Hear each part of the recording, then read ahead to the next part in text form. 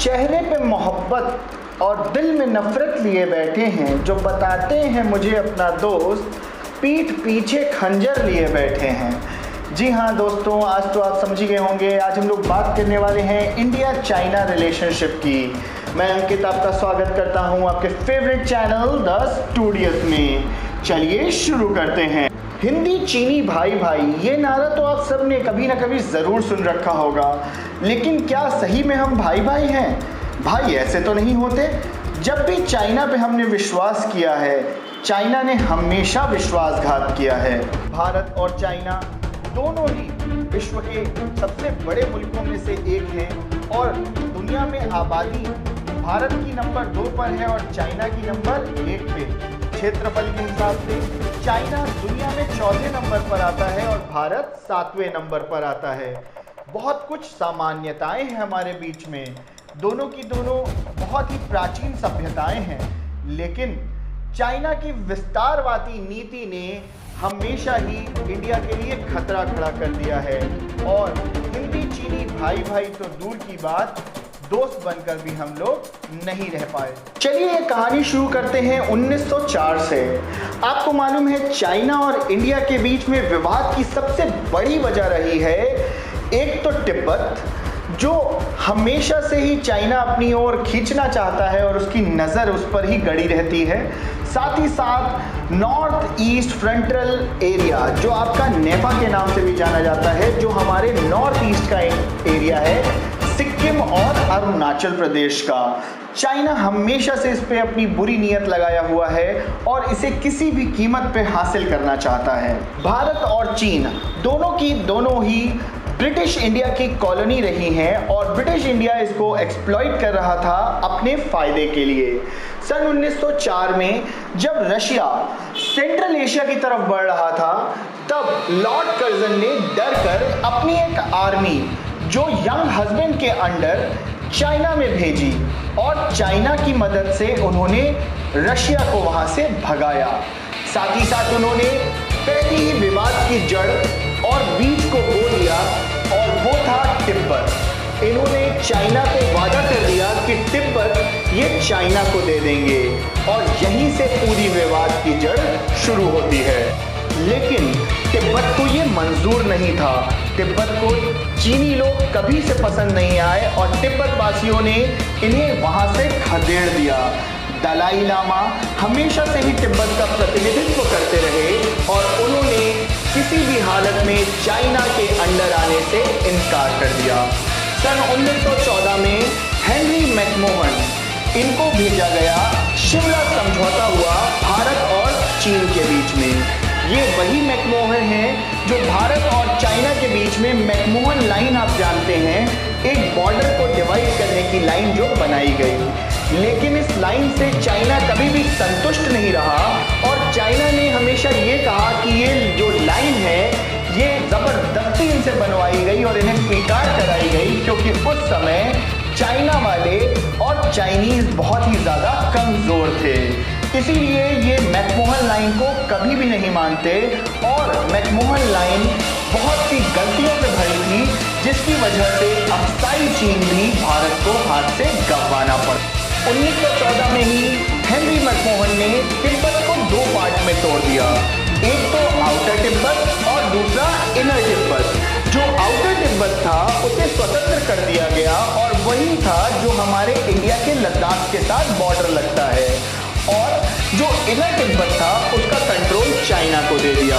लेकिन कभी भी तिब्बतवासी इससे खुश नहीं थे और सन 1933 यानी 1933 जब सेकेंड वर्ल्ड वॉर शुरू होने वाला था और जापान अपनी एग्रेसिव नीतियों के कारण से चाइना पर अटैक कर दिया और चाइना जापान के साथ युद्ध में बिजी था, उसी समय दलाई लामा ने डिक्लेयर कर दिया तिब्बत को फिर से स्वतंत्र और चाइना इस पे कोई भी विवाद नहीं कर पाया क्योंकि वह जापान के साथ लड़ाई में व्यस्त था। चाइना वासी हमेशा से तिब्बत को अपना ही हिस्सा मानते चले आए हैं और वह किसी भी हालत में स्वतंत्र तिब्बत को सपोर्ट नहीं करते थे और वह केवल एक मौके की तलाश में थे कि किस तरह से तिब्बत को हथिया लें।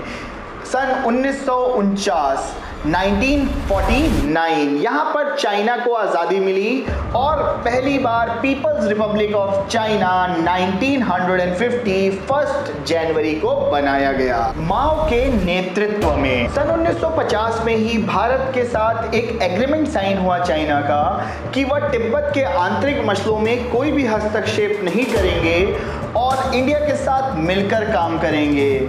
ये साइन किया था चाइना के प्रेसिडेंट जाओ एनलाई ने और भारत के एम्बेसडर पानीकर जी ने। लेकिन कहते हैं ना, गद्दार दोस्त से अच्छा तो एक सच्चा दुश्मन होता है। चाइना ने अपनी बातों पर बिल्कुल भी अमल नहीं किया और उसी साल 7 अक्टूबर में तिब्बत पे एक बहुत बड़ा अटैक कर दिया और पूरी तरह से तिब्बत पर कब्जा कर लिया। 23 मई 1951 तक तिब्बत पूरी तरह से चाइनीज कब्जे में आ चुका था और चाइना ने इस पे एकाधिकार कर लिया। तिब्बत वासियों को धर्म की आज़ादी को छोड़कर कोई भी आज़ादी नहीं मिली। दलाई लामा यूएन गए, लेकिन यूएन में उनकी कोई सुनवाई नहीं हुई और उन्हें खाली हाथों वापस लौटना पड़ा। भारत ने भी अपना विरोध जताया कि ये आक्रमण पूरी तरह से गलत था और इसको बिल्कुल भी नहीं करना चाहिए। लेकिन चाइना ने अपनी डिप्लोमेटिक चाल चली और कहा भारत जो है वो आंतरिक मसलों में चाइना के दखल दे रहा है और उसे बिल्कुल ये नहीं करना चाहिए। चाइना के इस दबाव में भारत चुप बैठ गया। फिर बारी आई पंचशील समझौते की। 29 अप्रैल 1954 चाओ एनलाई और जवाहरलाल नेहरू उन्होंने मिलकर साइन किया पंचशील समझौता। भारत को लगा कि ये हमारा सच्चा मित्र होगा और ये हम पर किसी तरह से आक्रमण नहीं करेगा और हम हमेशा मिलजुल कर आगे बढ़ेंगे। और यही शायद सबसे बड़ी गलती थी जवाहरलाल नेहरू की, जो दुनिया में अपने आप को सबसे बड़ा डिप्लोमैट लगाते थे और बताते थे, वो अपने ही घर में पूरी तरह से विफल हो रहे थे। अब चाइना ने भारत से यांगसी नदी और यांगतांग नदी में जो सैनिक टुकड़ियां थी वहां से हटाने का प्रस्ताव रखा और कहा जब हम दोनों दोस्त हैं और आप अब तिब्बत को अपना हिस्सा मान चुके हैं तो वहां पर मिलिट्री रखने का क्या मतलब है। और भारत भी तुरंत एग्री कर गया और वहां से अपनी मिलिट्री को हटा लिया। शायद चाइना इसी फिराक में था। कुछ ही दिन बीते थे लेकिन चाइना ने अपने असल इरादे दिखाना शुरू कर दिया। पिकिंग पिक्टोरियल नाम के एक अखबार में उन्होंने भारत के आंतरिक हिस्सों को अपना हिस्सा दिखाना शुरू कर दिया। और जब जवाहरलाल नेहरू ने बात की जाओ से तो जाओ ने साफ साफ मना कर दिया ये शायद कोई एक भूल हो सकती है और हम इसे सुधार लेंगे। भारत भी निश्चिंत होकर बैठ गया और ये भूल कभी सुधरी नहीं और भारत को अपने आंतरिक हिस्सों से हाथ धोना पड़ गया। 1956-57 तक चाइना ने अक्साई चीन पर रोड बनाना स्टार्ट कर दिया और भारत को इसकी कोई खबर ही नहीं थी। जब एक अखबार के द्वारा पता चला कि चाइना ने यहाँ पर एक बहुत ही बड़ी रोड कंस्ट्रक्ट कर ली है तो हिंदुस्तान ने इसका विरोध किया। लेकिन चाइना ने यह कहकर इस विरोध को खारिज कर दिया कि अक्साई चीन और भारत ये दोनों अलग हिस्से हैं और ये अक्साई चीन को भारत का हिस्सा मानने से इनकार करते हैं और मैकमोहन लाइन को पूरी तरह से इन्होंने नकार दिया। यहाँ पर 1959 में तिब्बत में रिवोल्ट हो गया और तिब्बतवासी पूरी तरह से चाइना से अपने आप को अलग करना चाहते थे।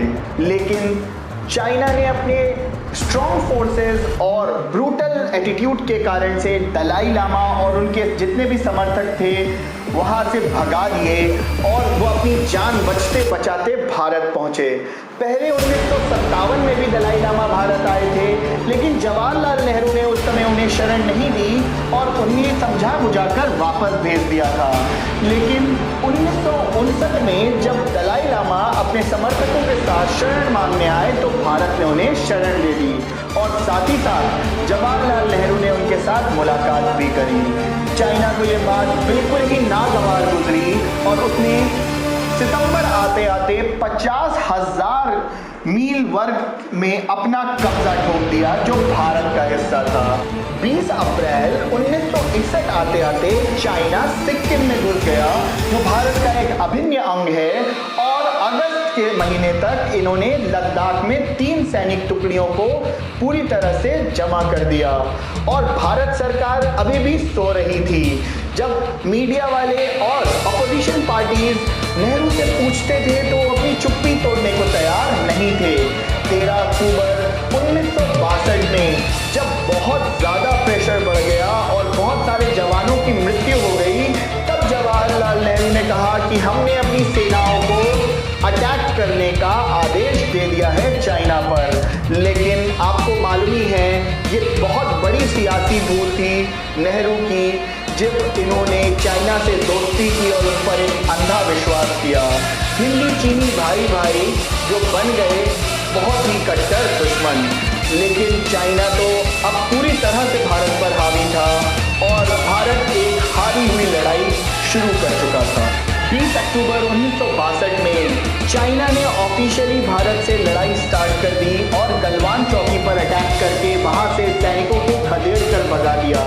हमारी सेना पूरी तरह से तैयार नहीं थी क्योंकि उसके रसद और हथियारों का पहले ही बजट बहुत बुरी तरह से काट दिया था सरकार ने, क्योंकि उन्हें लगता था कि चाइना से हमारी लड़ाई कभी होगी नहीं और ये हमारा बहुत ही अच्छा मित्र है। और मित्र ने सीने में खंजर घोंप दिया, पीठ तो छोड़ दीजिए। और ये बहुत बड़ी डिप्लोमेटिक हार थी नेहरू की और नेहरू इस हार को शायद भुला नहीं पाए और इसी हार की वजह से कहा जाता है और इसकी डेथ हुई।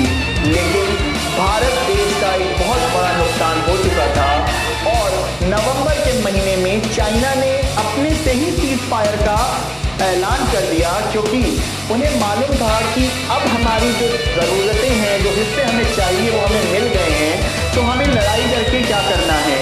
उन्होंने सीज फायर का ऐलान किया और जहां थे बस वहां से 20 किलोमीटर पीछे जाने का निश्चय किया और जिस लाइन पर वो हैं उसे LAC का नाम दिया, जो आजकल आप लोगों ने न्यूज़ में बहुत ज़्यादा सुनी होगी, लाइन ऑफ एक्चुअल कंट्रोल। और ये एक बहुत करारा तमाचा था भारत के चेहरे पर चाइना के द्वारा।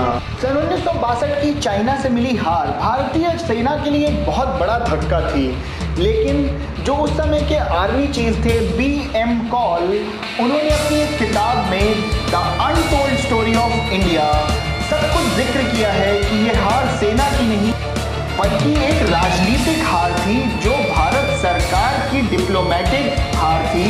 जो डिप्लोमेट अपने आप को दुनिया का सबसे बड़ा बनाते थे वो अपनी देश को सही से संभालने में नाकाम रह गए।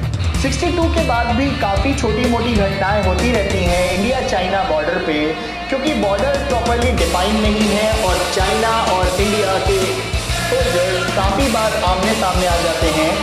1967 की एक घटना है, भारत और चाइना के सैनिकों के बीच में एक खुली झड़प हुई जिसमें काफ़ी सैनिक दोनों तरफ से मारे गए।